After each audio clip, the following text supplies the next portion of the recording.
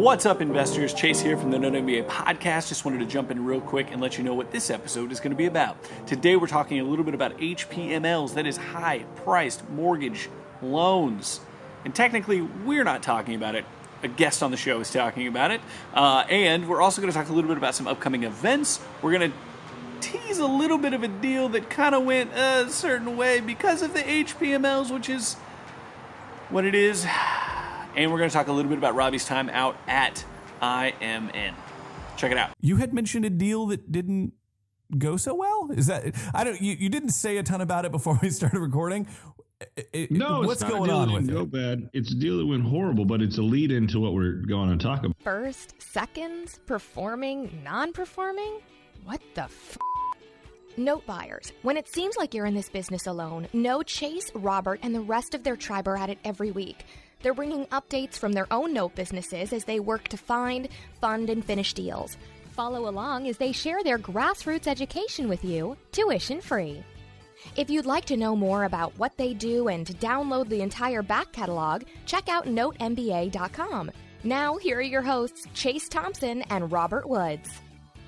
Hey everybody, welcome to the Note MBA podcast, your home for note investing on iTunes. I am Chase Thompson, joined as always by Robert Woods. What is up, Mr. Woods?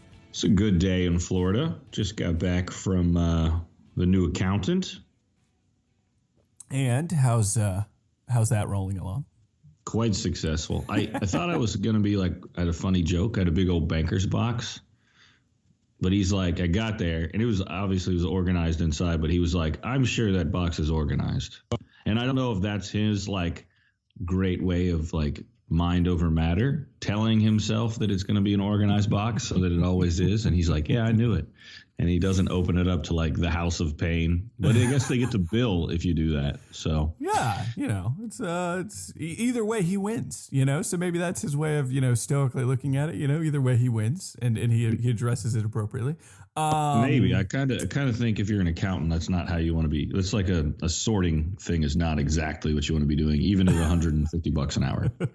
Now you mentioned, and I only want the cursory example of it because that's all you really gave me, but I really love how you started that relationship. And I think that I try to apply that a lot, just, without really thinking about it. But I thought it was an excellent way to kind of like start the relationship with him based on mutual respect of each other's abilities, talents, skills, and just kind of like, you're an A game at this, I'm an A game at this. Yeah, it was interesting because I got in there and he looked at it. I was like, I'd actually like you to do my accounting as opposed to every time we have an appointment, you're dreading seeing me come in with whatever debacle I've created. But the reality is that so now I'm finished with that. I have to go do one of the other companies. I've got 2 more companies left to do, and then I've got to get all my personal stuff. So I got the middle-sized company finished. Now I'm going to go tackle the larger one and go organize that so he can have that next week when the taxes and organization for this one is finished. Yes, I love it. I think it's great. I think aside from a few personal effects on some items like you mentioned recently having some great, framing done, on some pictures and things like that.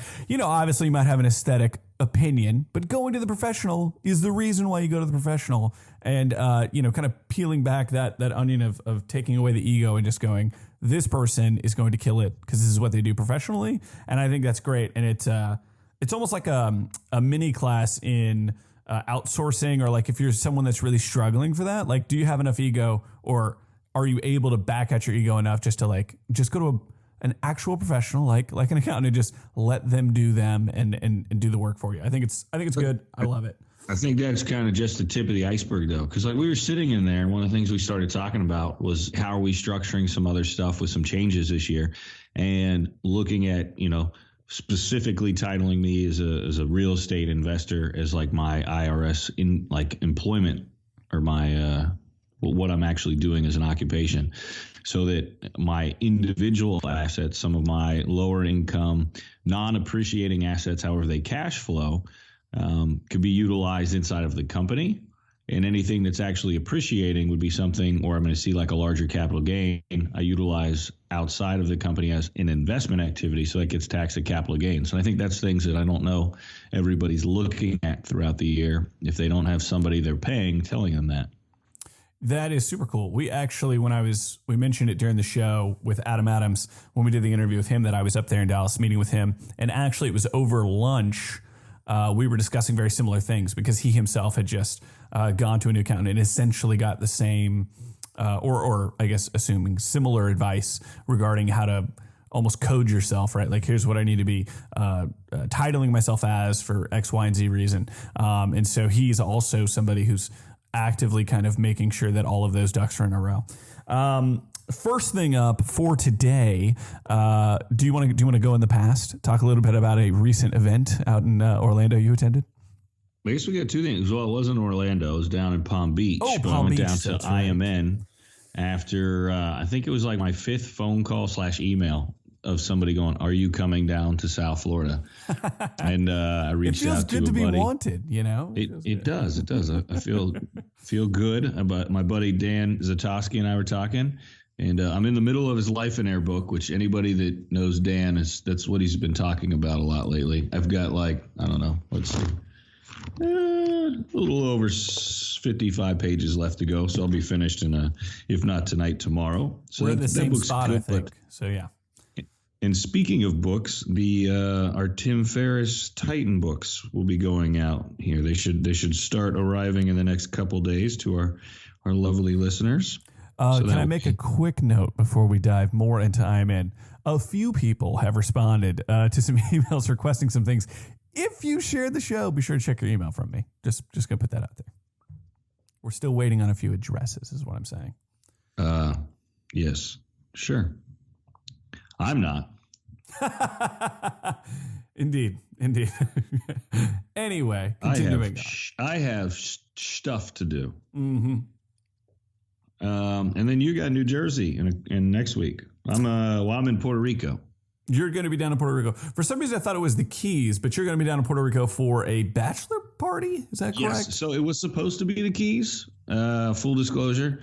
And I waited a little while to book it.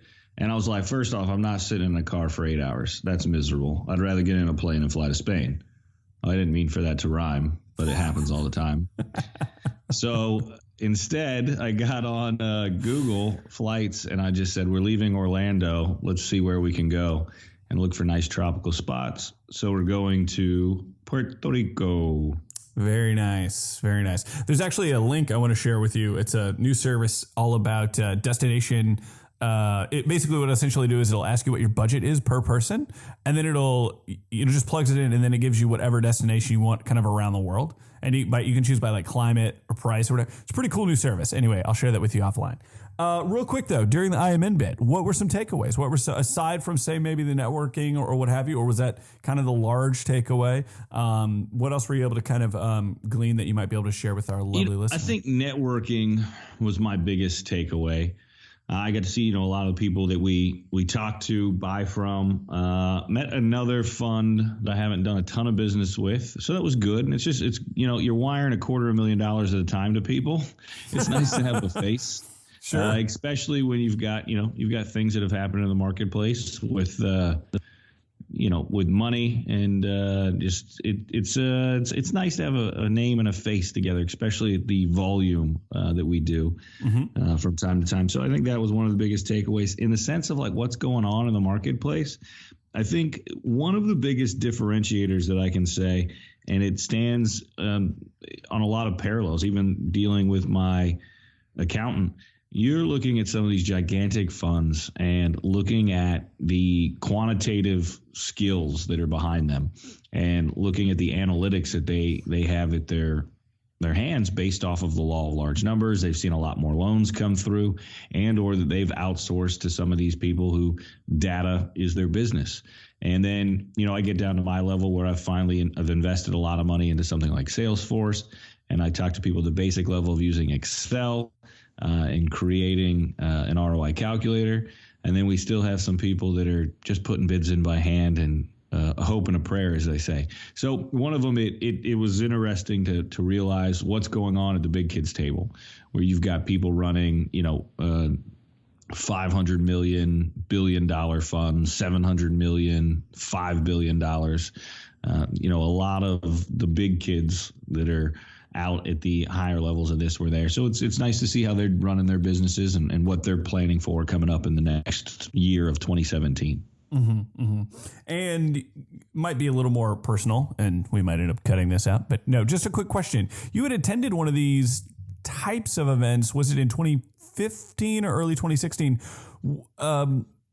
Were you more comfortable? Oh, great question. This time around, because we talked about on the show, like how that kind of played out, where you're like, sauntering up to somebody, and you're like, wow, this is different. Well, yeah, it wasn't so much that. I would say the first one that I went to was at IMN in Miami, and it was, where was it? It was at the Ritz-Carlton in Miami, and it was the special assets. So it wasn't the defaulted mortgage one. So it was a little different of a forum.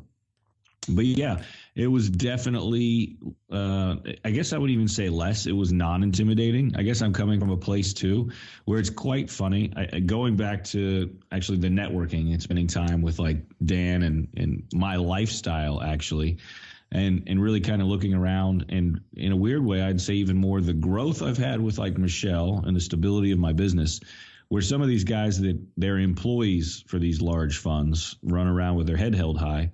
But I'm like, dude, you still have a bunch of student loan debt, and you're really not making that much money. I mean, you're doing well, but it's no need to be arrogant. And they're not that way anymore. It was a false perception, I would say, I may have had in the past.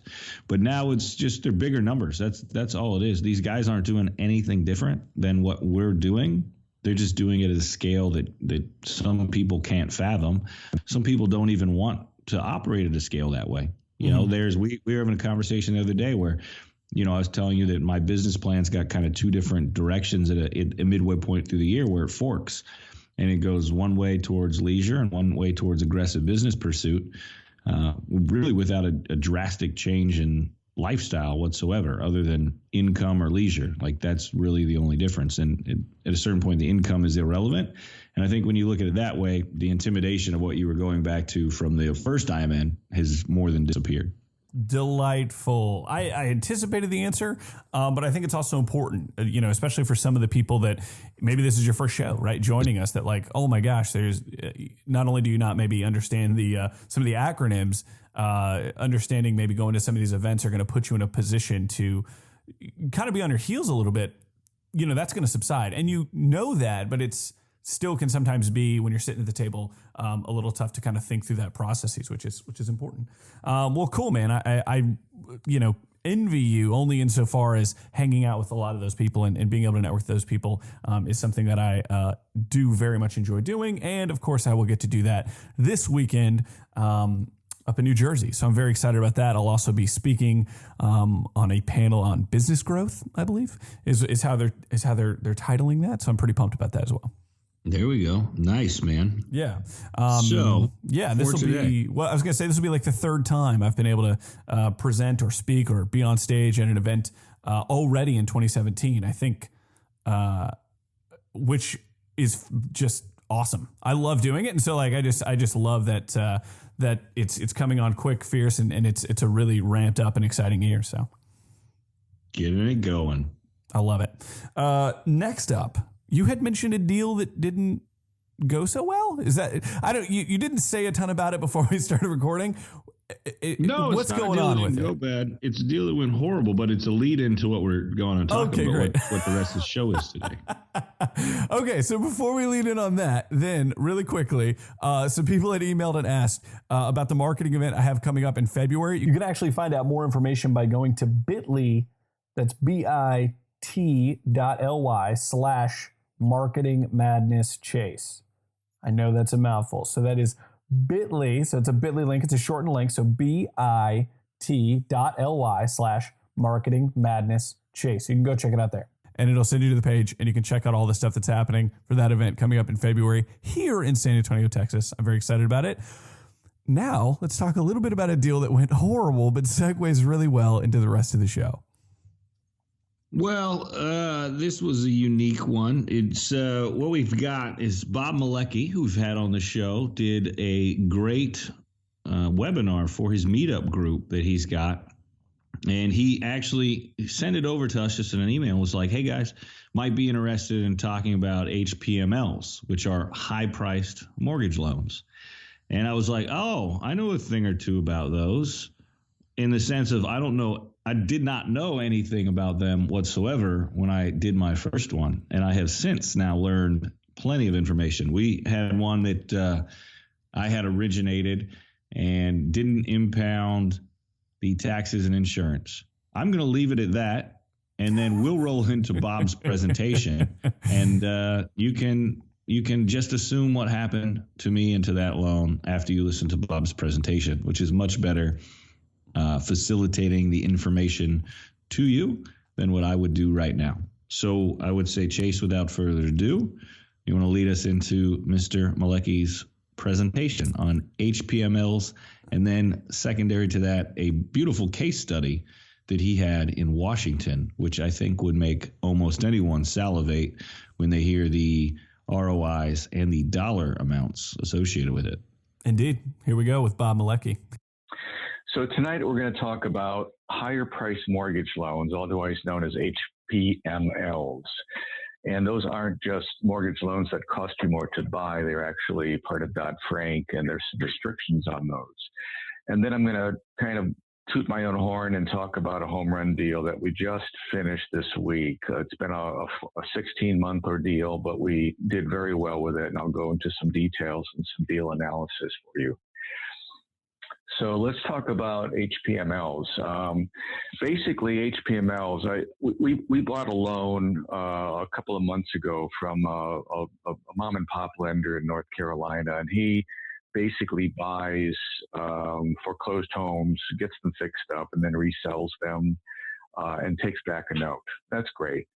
But he basically did not comply with the Dodd-Frank regs. And once we bought the loan and took it to our servicer, FCI, they said, well, we can't take this on. It's an HPML loan. It's not compliant.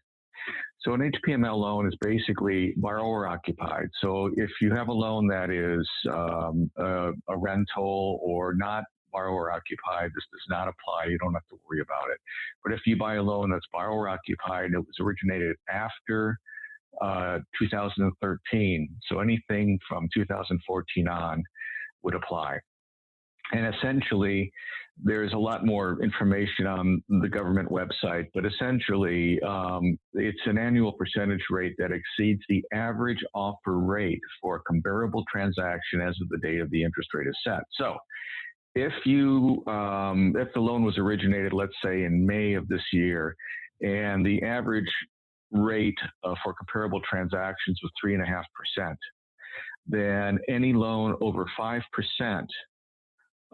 originated after January 31st, 13 would be an HPML.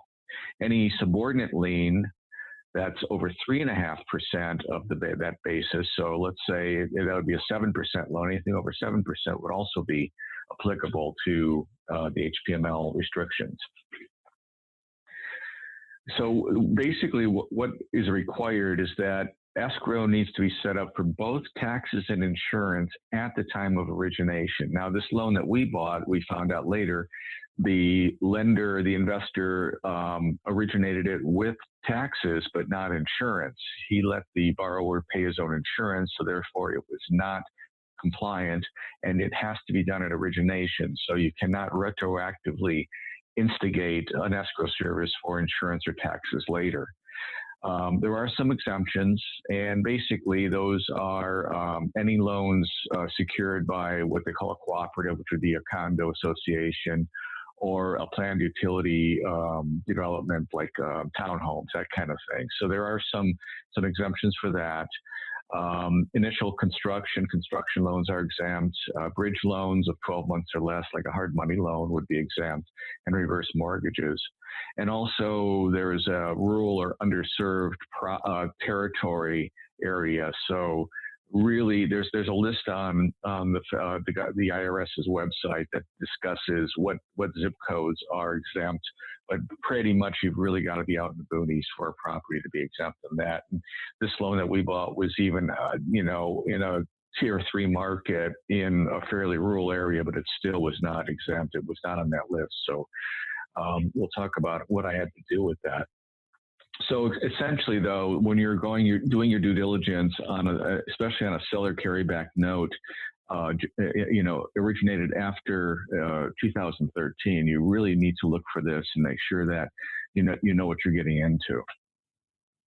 So basically, you want to verify that taxes and insurance were established at origination. And if not, you have some options. You can re-originate the loan with the borrower. So basically have them redo an application, go through a qualified mortgage broker, and establish the taxes and insurance. And of course, if the borrower has already been performing on the current loan, disrupting that performance and re-originating with them because you didn't pay attention to what you were doing probably won't sit well with them unless there's a special arrangement.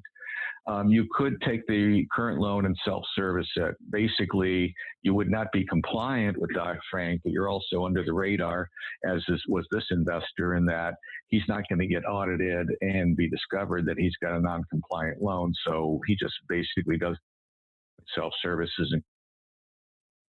You could try to find a servicer who is not subject to those auditing and fines. So in our case, FCI is big enough that they are subject to audits and they will get fined. So they basically said that I had to move my loan away from them because it's a risk for them.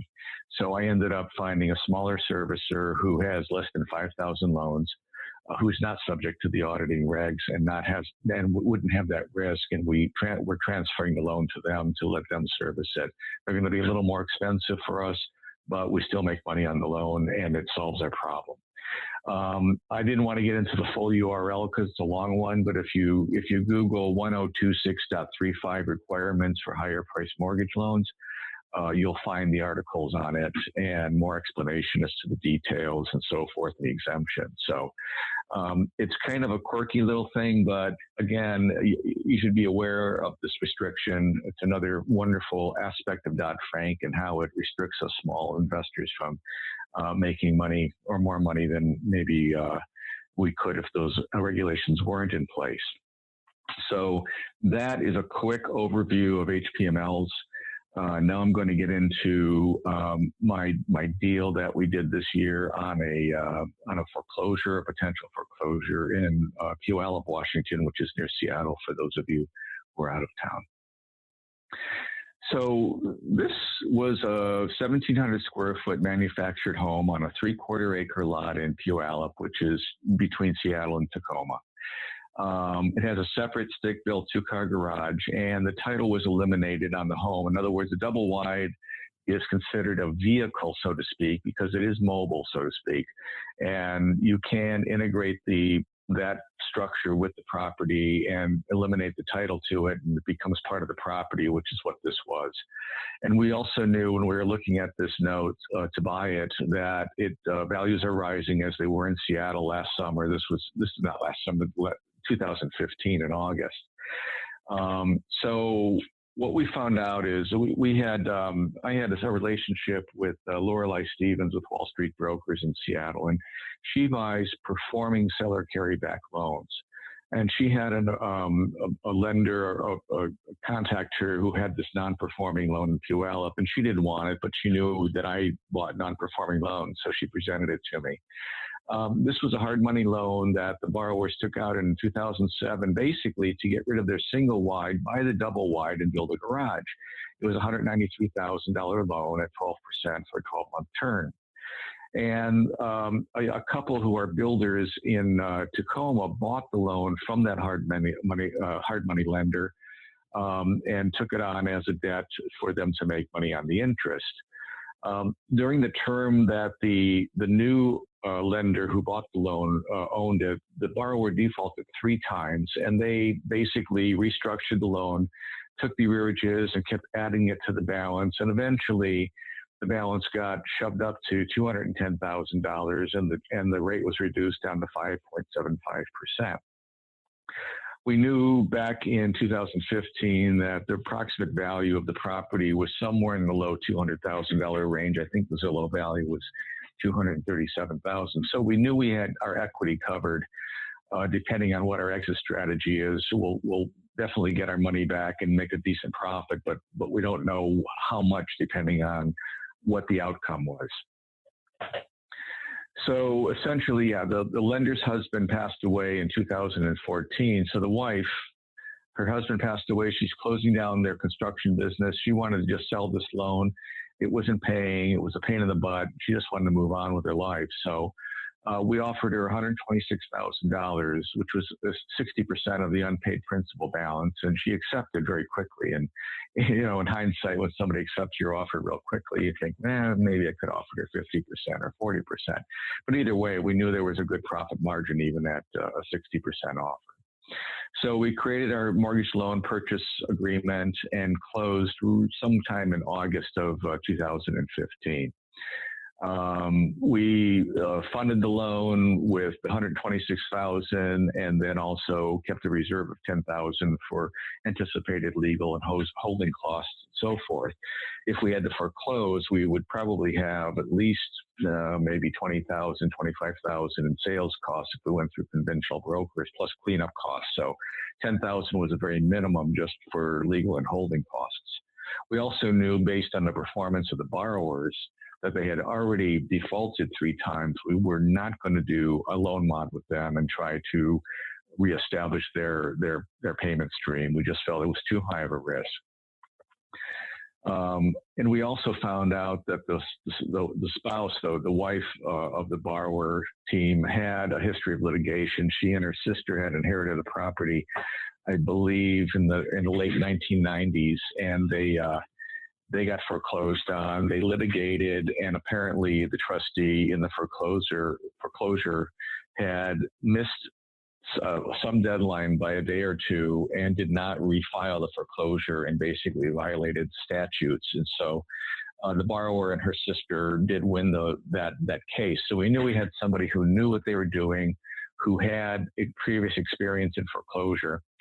And we also figured out that, you know, manufactured home may not be as desirable for resale. So reselling it after foreclosing on it could be more of a challenge than if we had just a stick-built home, on a conventional home on a regular piece of property. Also, it was a 3/4 acre property. There was a small barn and paddock, and they had at least 1 or maybe more horses boarded there. So that could be problematic if we had to foreclose, on top of evicting the borrowers, possibly having to deal with a horse being left behind. Who knows? We also found out through a title report, an O&E report, that there was over $10,000 in subordinate liens against the wife. I think it was mostly medical expenses. And so if we were to take a deed in lieu and have them sign over the property to us, we could inherit some or all of that debt as a liability. So that would not work for us either. So we essentially figured out that our only option really was to foreclose. The loan mod was out of question. And we figured foreclosure as our worst exit. We would have to deal with, the evictions and cleanup and so forth. The best result we figured would be if they could short sell it. And we did suggest that in a mediation session through our attorney. So we boarded the loan with FCI Lender Services in September. There's a 45-day waiting period for all the CFPB letters to go in and out. And then in November, we received a letter from the borrower's attorney. Oh, big surprise! That they wanted a qualified written request. They put that out. A qualified written request is basically a very lengthy set of questions, drilling down into all aspects of the loan. And what a QWR, the purpose is not only just to delay the foreclosure and stretch out the timeline, but it's also a way for a borrower's attorney to have discovery to see if there's any issues with the loan, assignments missing, anything that they can find to challenge the integrity of the loan and create a lawsuit to have the loan basically taken down and free and clear. We had done our due diligence on the debt. It was a fairly simple loan. It was a hard money loan with a promissory note. I mean, there was not a ton. There were no assignments other than the assignment from the hard money lender to Nancy and her husband, and then from Nancy to our company. So it was not a very complex loan to review. But we had FCI do the response to the QWR because they do that well. Cost us $500, money well spent. We didn't have to go through it and risk misstating anything. So they took care of that. And it's satisfied. Everything came out, with no deficits, and their attorney backed off. By that time, it was January. We ended up working with a trustee in Seattle and a law firm, Zeven Associates, and they sent out the demand letter and the notice of default to the borrowers. And of course, the borrowers exercised their rights in the state of Washington and demanded mediation, which is their right to do. So we had to then have our attorney set up an appointment to mediate with the borrowers or their attorney. He ended up meeting with them directly. And they wanted a mod. And of course, I instructed our attorney, we're not going to do a mod. We're not going to do a DIL, a deed in lieu. That really they're going to either have to sell the property and liquidate, or we're going to continue with our foreclosure filing. We were pretty hardcore about it, but we just wanted to make sure that we found out too, or discovered that if we were to offer any deed in lieu or anything else, that they could exercise another post-mediation option for more mediation and stretch it out. So we just kind of shut them down with just no. So we continued foreclosure proceedings to about May of 2016. At that point, there was a 90-day waiting period, so that pushed us into the fall of this year. And I listed the property on my Redfin, my Redfin account. I put it up as a favorite so I could see if any activity goes on. And I found out that they put the home on the market for sale in August for $275,000, which was extremely overpriced. But they kept reducing the price every few weeks until they could get out an offer. And they did get an offer. And the foreclosure sale was postponed again till October because the trustee had an error with one of the vendors they used to schedule the auction. So they had to, on their nickel, reschedule it to October. And then the borrower's agent contacted us in October with a short sale request. I started working directly with their agent, and I told her they wanted us to take $199,000 payoff. I said, no, we need $210,000, which is the basic unpaid principal balance of the note, and we'll forgive the rest of the arrearages, which really were upwards of $17,000. She also said that the borrower's sister wanted to take over the loan and would pay it, and they wanted to resume the loan. I said, nope, not going to happen. We're going to keep our foreclosure going unless you can sell it. So, and also the integrity of the buyers was my concern on the short sale. In other words, did these borrowers have their cousin submit a short sale, and are they doing a straw man short sale just to extend their foreclosure and stay in the house longer? So I basically got on the phone with the borrower's agent, got permission to contact the borrower's mortgage broker and found out from him who the borrowers were. Well, actually, I had a copy of the purchase agreement, so I knew who they were and where they lived because of their signature. I did check on them, Googled them, found that they're living in an apartment building in Kent. So it kind of made sense that they are real borrowers. And the mortgage broker did confirm that they're qualified, they're employed, and they're the real thing. So that was good. And they had put in an offer of $240,000, which would get us our $210,000 payout for the UPB. So everything looked really good. And so this was October. Now we then postponed the foreclosure we could have postponed it till December, but I didn't want it for closing during the holidays, really, because nobody shows up at auctions this time of the year. So I postponed it to mid-January in case the short sale did not go through as an insurance policy, so to speak. It did go through. It closed actually a week ago from today for $240,000, and we did get a payout of $211,650.93. That's a copy of the check from Chicago Title. So we did very well. I mean, this was a risk. We weren't sure if we were going to have to foreclose. If we had to foreclose, then we'd have to take it over, evict the tenants, get rid of the horses, clean up the property. Hopefully the borrowers would not leave and tear it up.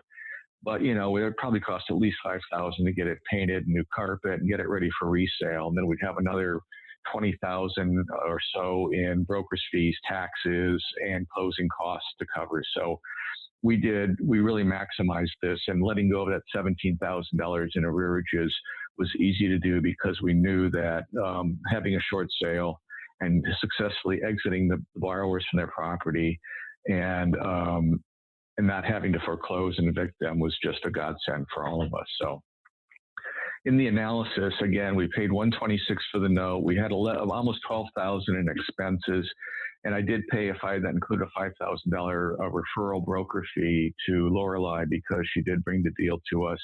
And although I normally would go more like a 3% fee, maybe $3,000 or $4,000, I felt because there was so much equity in this deal, we could afford to give her a generous fee. So our total expenses were about $137,830, and then subtract that from our $211,650 gave us a net profit of $73,820, which gave us a gross return on investment of over 53%. And if you annualize that over the 16-month term, it's about a 40% annualized return. So it was quite a home run for us, and I'm pretty proud of it. Again, a win-win. There's no foreclosure. Borrowers got to move on without a foreclosure on their credit record.